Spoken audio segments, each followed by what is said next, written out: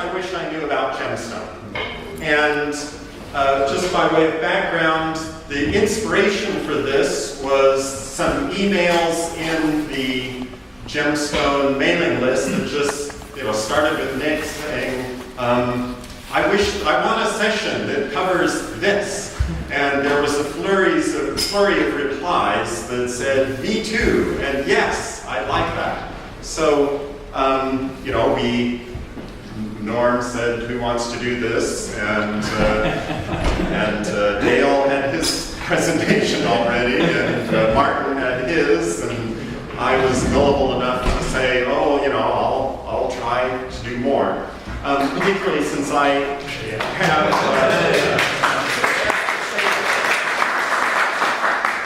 save it for the end when you decide if I was successful at delivery. Just going for it. Just for going for it.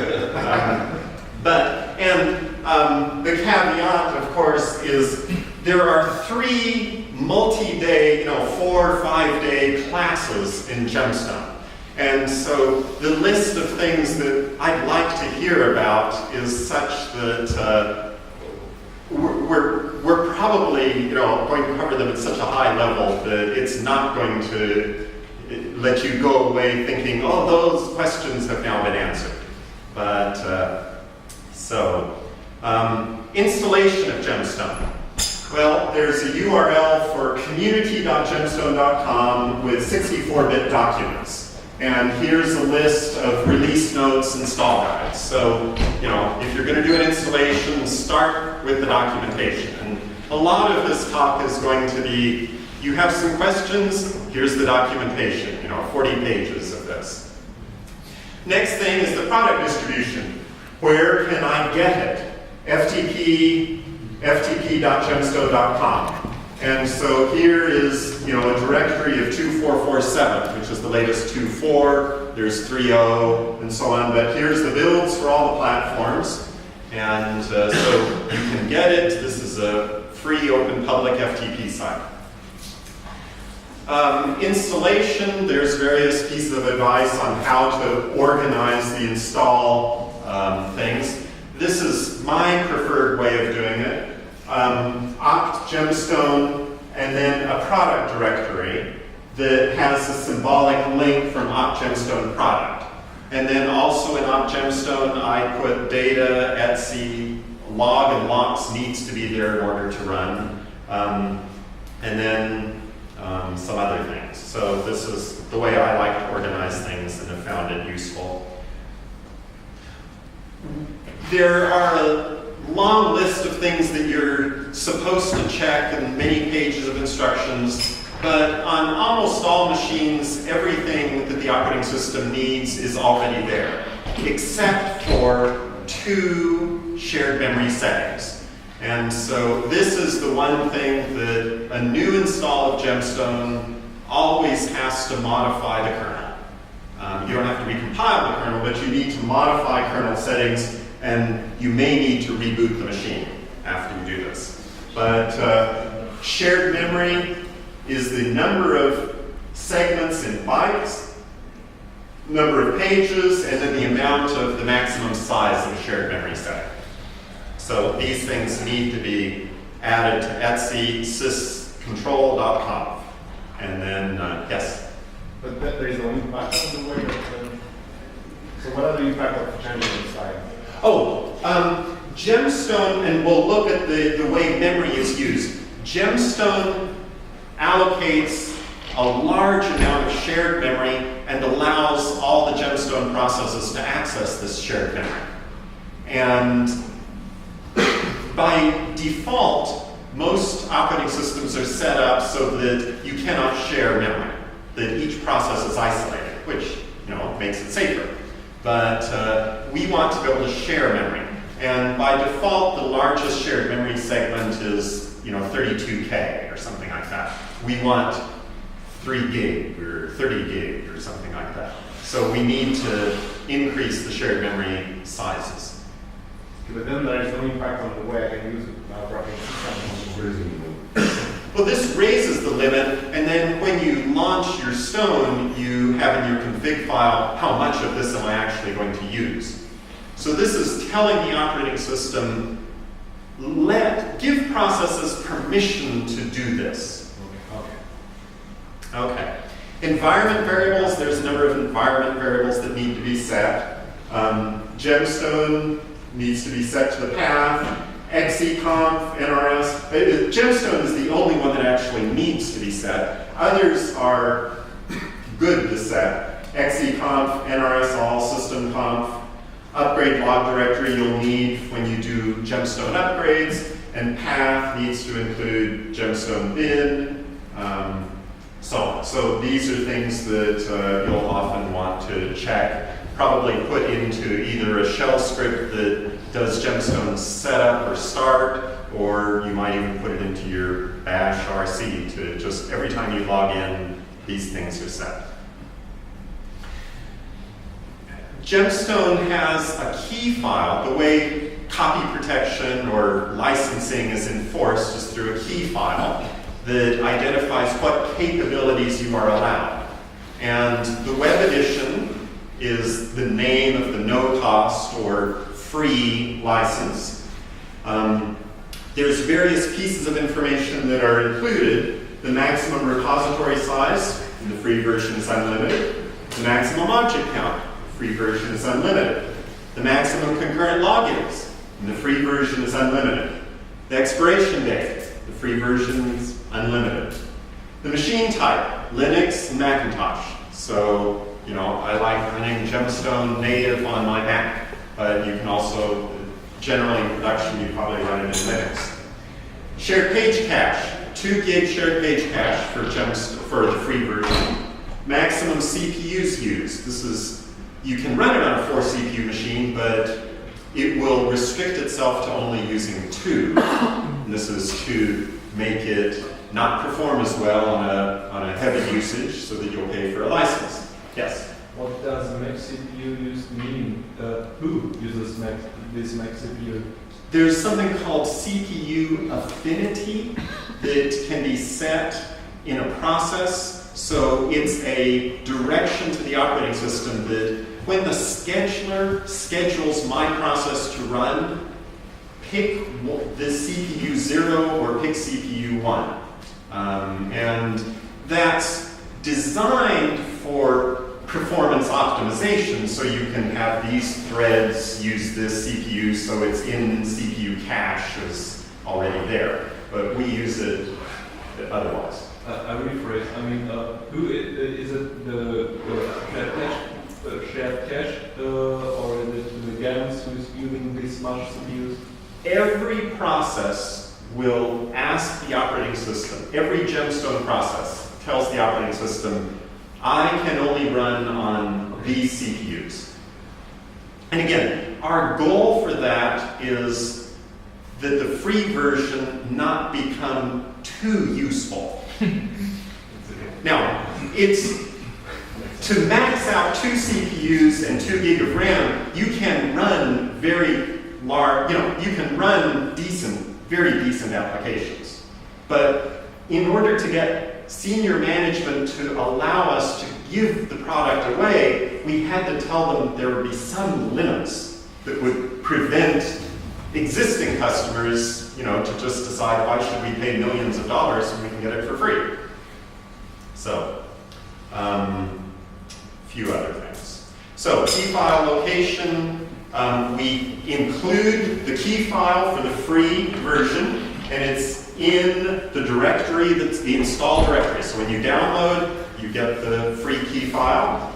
But it's also available at this location. So if you downloaded it earlier, or the one that's in the directory has the raw 1 gig shared page cache limit, you can get the 2 gig one here. How version dependent? Key files are version dependent. So if you have a version 2 key file, it will not work with the version 3 product. But, the free ones are there, and if you pay, then we'll send you the one you paid for.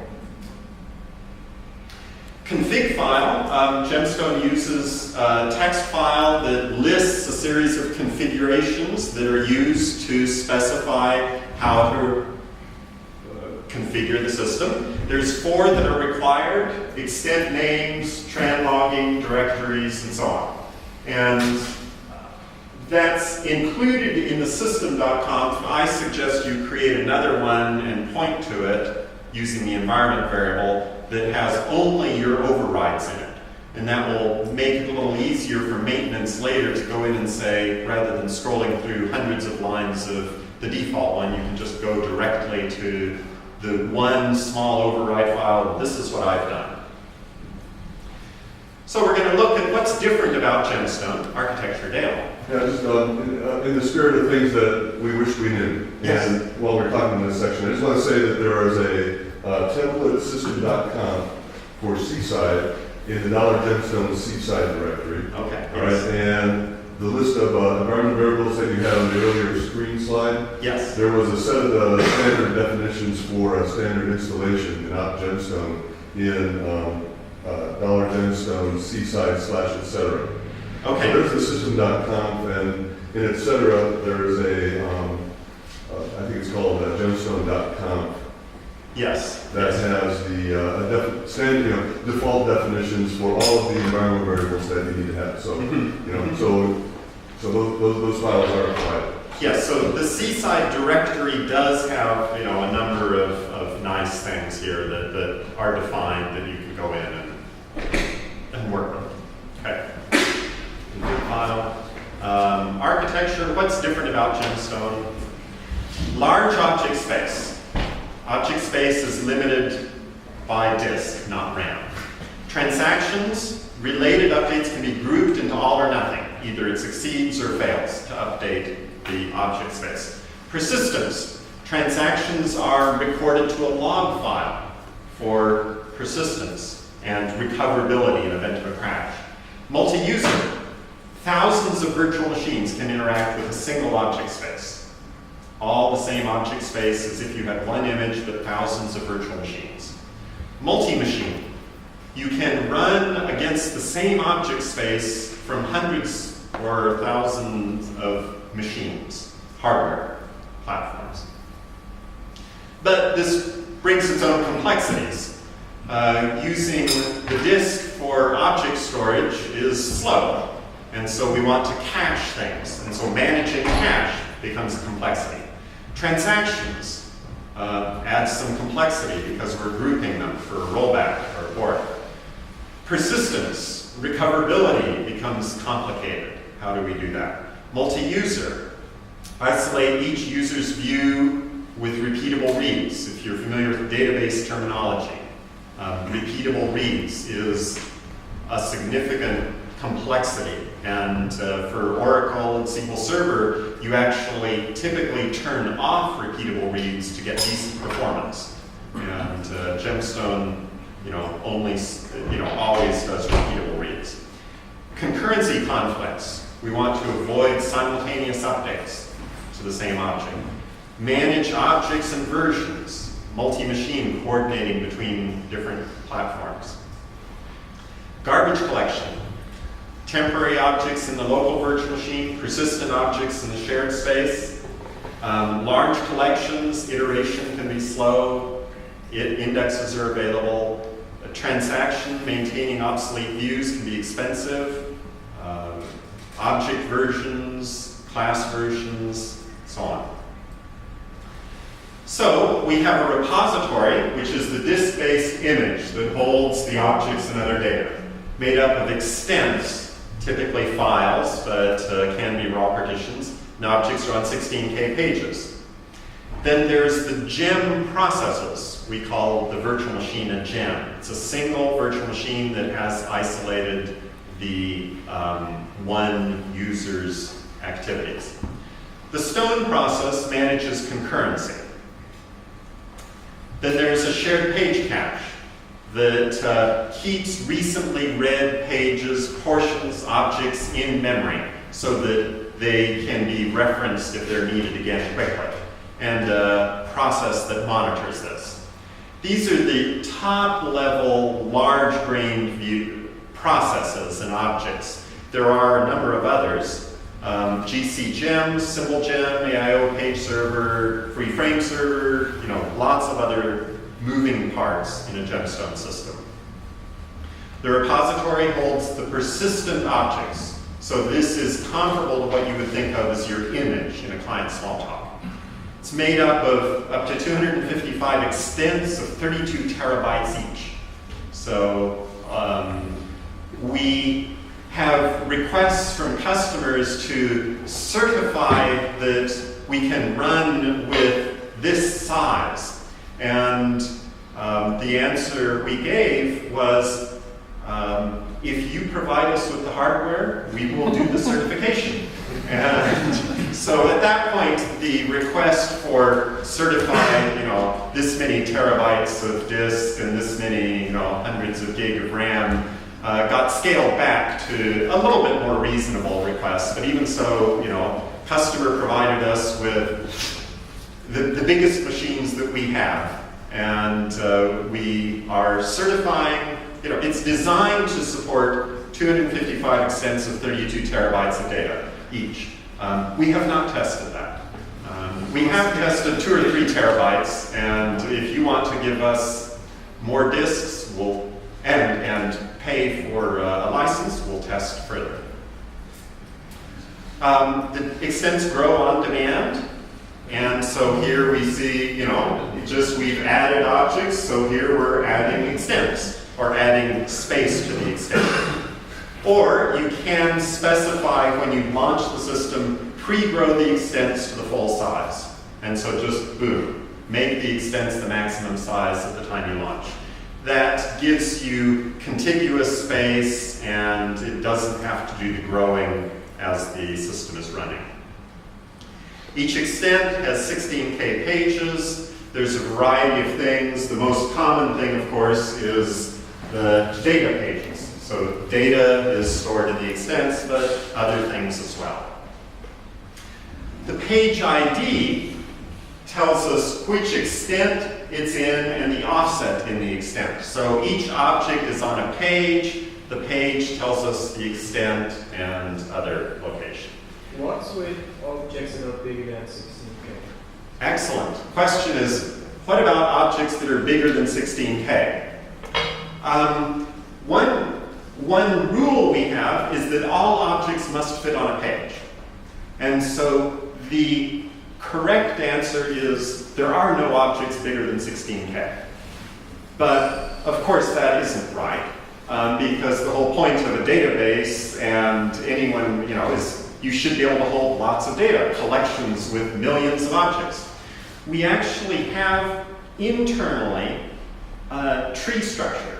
So there is something called a large object that is actually essentially a tree structure that makes up smaller objects. So if you have a collection that has 2,000 elements in it, that will fit in one page. So an array that's sized to 2,000, 2,000 times 8, 16,000, will take up 16,000 bytes and fit on one page.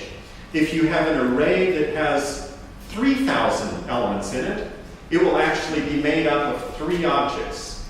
A root that says elements 1 through 2,000 are down this path.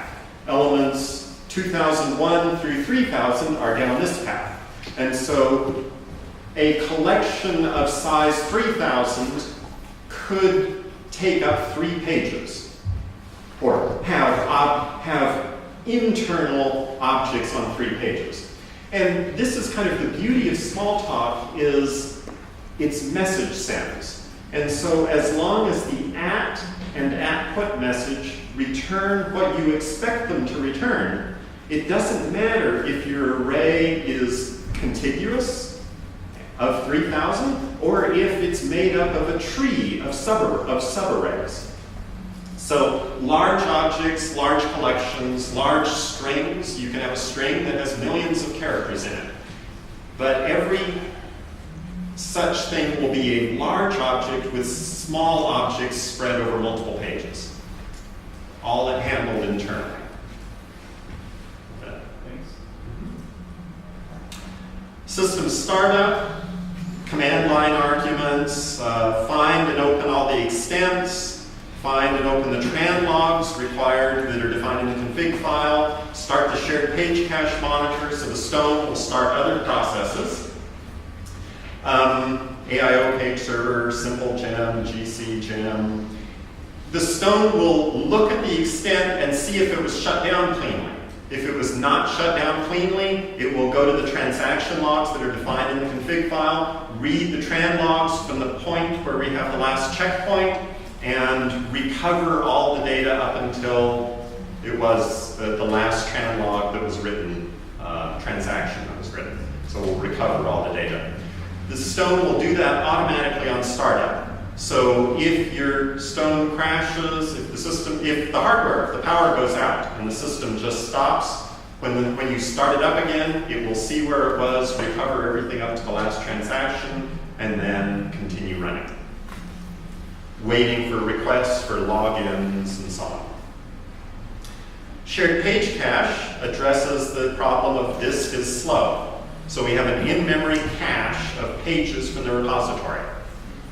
The gems can attach or look at pages that are in the shared cache. The frames in the shared page cache can have dirty pages, the pages that have been modified, that are different from the values on disk. There's special processes that scan the shared page cache, looking for dirty pages, writing them out to disk, so that that can be done asynchronous. You don't have to wait until your objects are written to disk in order to continue running. You can reuse a frame only if it's unattached and clean, if no one else is using it and the data in it doesn't need to be written to disk. There's a list of frames that are available to be used, and you can, if you need to read something from disk, you go get an item, a place to read it, and read it in that way.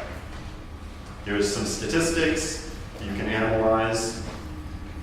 Gems can be linked where an application loads the GCI, the GemStone C interface, into its process space. So each process on the operating system, your application takes up one process in the operating system. You can load the GemStone C interface and virtual machine into your own process space. And then the code runs there. You can also have it run in a separate process space where your application is in operating system process 1 and the virtual machine for GemStone is in a separate process. This has additional communication overhead, but it reduces the risk of your application corrupting the database. And so if you're all running in the same process space, then your application can write to the shared page cache, which can corrupt the data that's going to be written to the disk repository. And so that presents some challenges. Yes? Could that happen if I make an error in an application program, or just if your code had errors? If your application is written in C and you have a stray pointer, then you are going to corrupt any memory that you have access to. I mean, for smoke applications, I write in GemStone. Well, if you're using VisualWorks, as long as you aren't using DLL, CConnect, as long as there aren't bugs in VisualWorks, then VisualWorks is supposed to not write to stray memory locations. So, yes? Now I'm confused. I thought these two processes would be gem process. Where's VisualWorks? This is GemStone Smalltalk, right? GemStone Smalltalk always requires some client application to run. Now, the client application could be Topaz. Okay, so Topaz is a client application that GemStone provides that you can use to gain access to the GemStone system. Sparrow, GemTools, is a client application that you are running that allows you to gain access to GemStone. The virtual machine always is initiated by something else. Virtual machines don't just spring into existence. Someone starts them and then makes requests of them. And that is the client application. And so Topaz can be run linked or remote. VisualWorks can connect to GemStone, linked or remote, and so on. And questions and discussion is welcome here. Just as I said at the beginning, we're not going to get through all the material, but if we cover the things that are of interest to you, and I'm happy to stay later all afternoon and talk further. 10 minutes, yes. Okay, so just a quick question. TCP/IP, is it also valid when it's on the same machine? It is not necessary to be on the same machine. So let's take a look at several different arrangements. You can have a single machine process with a linked gem. So this is an example of the Stone, the shared page cache, the repository, and your application, GCI library, and gem all running on the same machine with the gem in the same process space. Okay, so this is one model for how to run the GemStone. Okay, another model. Here, notice what changed here. We took away the box that connects these two. Okay, so now these are two separate processes, but still on the same machine. One machine process with an RPC gem. So now we have network communication, TCP/IP. Okay. Here is another model, a two-machine model, where the application and GCI are running on a separate client host, and the Stone host is running the gem. And the network traffic is happening here. So again, I'm going to go backwards. So here is a single machine. Here's two machines. All the pieces look the same, except now we've put a network connection. We've changed the TCP/IP from local to network. Okay? And this is a common arrangement. We have customers who have VisualWorks clients that are run, you know, hundreds of miles away from the gem and connecting over comparatively slow networks. Okay? So then you can run the gem and the Stone all in your data center, let the clients be out in the world, wherever they are, connecting over TCP/IP. If you run 64-bit GemStone, then you also need 64-bit VisualWorks. No, no. This is actually another beauty of the way GemStone is architected. This GCI library can be a 32-bit library that knows how to communicate to the 64-bit gem. So the communication here is a wire protocol of here's the data that I want, here's, you know, give me these objects, here are these objects. And so as long as we can populate the objects back and forth, then we can send messages over the wire here. Now, of course, in the single linked model, here you must use 64-bit VisualWorks because this is a 64-bit executable and it needs to be in a 64-bit process, and that can only be a 64-bit process if the client is a 64-bit. But once you separate the two, it's TCP/IP communication, and we provide both 32-bit and 64-bit libraries. And when I'm running in a Windows 32-bit, you know, application, I can communicate with the 64-bit GemStone. Yes? Question: in case of a deployed class application, is there also a GCI library? There is, but it's not as noticeable to you. Okay, the question was in a glass application. In a glass application, what the GCI library is running as part of Topaz. Okay. And so here, I am running Topaz. And so the process that I started when on my Mac, I ran Topaz linked. And Topaz linked is this picture right here. I am running a GCI library. Topaz, GCI, Gem is all running there. And then GemTools runs as the 32-bit RPC client. So yes, when we're running And so when it's on Pharaoh, the same machine, you have, acceptable performance. And when you stick the network between the two, that's when you get into the. yes. So GemTools, this thing that says application, that's Pharaoh or Squeak. This is your 32-bit Pharaoh running there. And it's binding to a DLL or .so, that's a shared library, that knows how to communicate to a gem that's 64-bit. Okay? So here is the network where the gem is on the Stone machine, and there's a connection there. Yes? Am I right that the gem not necessarily has to be running when I start the application with GCI? You are correct. The application launches before the gem launches. And so when you launch Pharaoh with GemTools, you have not yet started a gem. And the gem is actually started by this NetLDI process. So part of the startup login process is saying, which host do I want to run the gem on, and find someone to start the gem for me.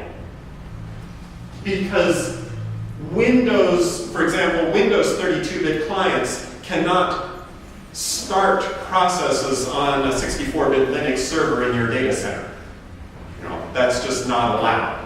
You can't just start processes. You have to find someone who's already there, and they will fork or start the process. Okay. Now this is a more complex model. This is a two-machine where the gem is remote from the stone. So here we have a network separating the gem and the stone, where the application and the gem are on the same machine. But we do still need to have shared page cache, and so now we've got various other processes that are working together to make the gem available on the remote machine. Now this would be, the model we had here, everything's running on the same machine. This is nice, but eventually you run into hardware limits of how many gems can you run on a single machine. And we have customers that have, if you have a 256 core machine with, 2 or 3 or 400 gig of RAM, you can run a lot of gems, but there's still limits on what you can do. So eventually you switch models to running gems. Now this will still be in your data center. You want this network traffic to be very fast. So you want a very fast network traffic here, but you can do this. I was going to say, this is the Cloud Foundry setup. Okay, so Cloud Foundry will look like this, where the application will run in one server, and the database will run in another server, on another host machine. And there'll be network communication between the two of them, and we hope that those will be fairly close. Now, there's also a 3-machine model. Yes? I think maybe it's good to add that from the last slide and this slide, you left the scope of the free edition. Yes. So the free version requires the gem and the stone to be on the same machine. And we are now in the paid version, where if you need to run on multiple machines, you're probably big enough and you should have a business model that includes giving us money. So you can also run 3 machines, and the application can be here, the gem can be on one host, and the stone can be on another host. Okay, that covers The architecture, yes.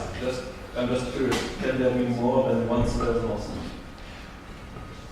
Each stone, or each repository is managed by one stone. And so each object space is managed by the stone. The stone is responsible for coordinating concurrency. So you can run multiple stones on a host. And we do that all the time, particularly internally for development and testing. So, you know, when I'm running tests, I'll start up a machine, I'll start up a stone. You know, I may run lots of tests, and, you know, Dale may be running his system. So lots of stones can run, but they are separate databases. Yes? I meant it the other way around. Is it possible to have one repository that is split among servers? No. Okay. The repository is always on one host with one stone. Okay. At this point, we're going to rejoin the main room and hear some closing announcements from Neil. And but I am going to be here through the rest of the day, and there's little that I like more than talking about GemStone.